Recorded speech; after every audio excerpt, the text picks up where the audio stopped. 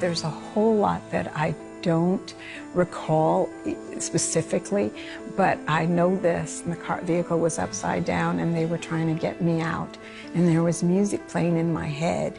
On a snowy Christmas day in 1987, Dahlia Knox was in a car with her sister and brother-in-law when they were hit by a drunk driver. I was semi-conscious, then I went unconscious, and so then I woke up in the hospital. Although the others escaped with minor injuries, the crash left Dahlia paralyzed from the waist down. Doctors told her she would likely be confined to a wheelchair the rest of her life. From there on, I went through, like, what do I do from here now? Where do I go from here? Dahlia was determined to live her life. An accomplished gospel singer, she continued her work in music ministry, but her life was hard. I would continue to go and sing, and I would push myself, into the restroom or the shower, or whatever, and then I would drag myself into the car, and I would push myself. It was one of those things where you had to drag yourself, you had to push yourself. Dahlia believed God would heal her as people prayed constantly for her. But after a decade passed with no changes, she started to lose hope. I didn't like going to altar calls because every time I would go somewhere, the service would change to a healing service, and somebody would try to pull me out of the chair, and I've been plopped, dropped, flopped, and flipped, and, to the point where I was like, I just can't go through that anymore. While attending a Christian conference, she was captivated by one of the speakers, Bishop Levy Knox. It was so amazing because he didn't see the wheelchair, he saw beyond the wheelchair. He later became her husband and a major source of inspiration for Dahlia. I remember him taking me in front of the mirror at home and holding me up and just say, I want you to see yourself standing. He would take me and dance with me, and just, as my legs would dangle, he would take me around. And he was one that always continuously tried to put hope and faith in me as to think beyond that, even though at times I was frustrated about it.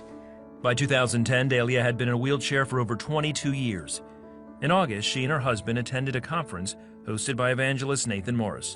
The evangelist went up and he started speaking on healing and all that. Had I known it was a healing service, I have to be honest, I would have never gone. She was at the front of the church with her husband when Pastor Morris started praying for her. Here I am confined for 22 and a half years in this wheelchair. And for the first time in the longest time, I find myself that something could possibly really be happening. I said, I'm feeling something in my legs. The power of God is all over this sister right now. She normally has no feelings, but she can feel our hands on her legs. And she's had no feelings. I had to get to the heart of it. And the heart of it was, are you willing to risk your pride and take a step of faith, even if you fall? With the assistance of her husband, Dahlia slowly rose. She later stumbled and sat back down, fighting to block out the doubts flooding her mind. I remember the words that he prayed were, let faith arise in this woman of God. In Hebrews 11, faith is in the present, in the now. It's standing between two present terms. Now faith is. And I sat there and a righteous indignation came in me, a righteous anger came in me.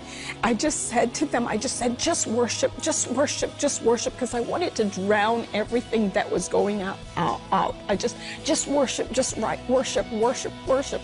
Then her husband and Pastor Morris helped her back on her feet. She took a few steps on her own. Then, as the congregation sang and prayed, Dahlia started walking around the church.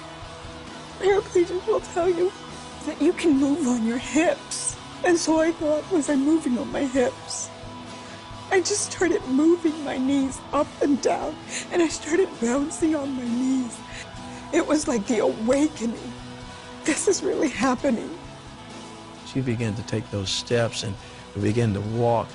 It was like the word that had already been spoken, beholding the word, hearing the word, and now the manifestation of the promises of God was being fulfilled right before our eyes.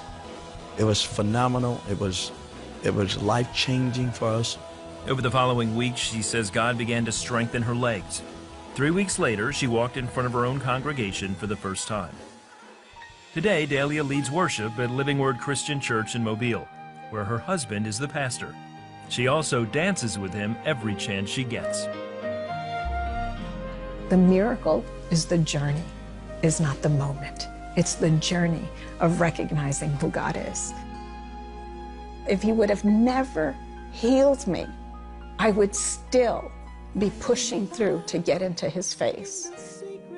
Because it's not about the healing, it's about the journey of knowing that God is there for us.